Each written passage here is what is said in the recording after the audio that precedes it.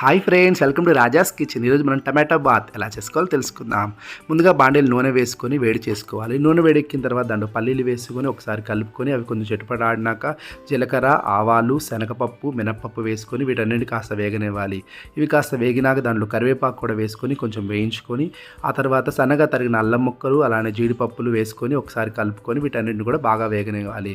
ఇవి బాగా వేగినాక సన్నగా తరిగిన ఉల్లిపాయ, పచ్చిమిర్చి అలానే క్యారెట్ ముక్కలు వేసుకొని ఒకసారి కలుపుకొని 1 టీ స్పూన్ ఉప్పు, అర టీ స్పూన్ పసుపు వేసుకొని మొత్తాన్ని ఒకసారి కలిపి బాగా మగ్గనివ్వాలి.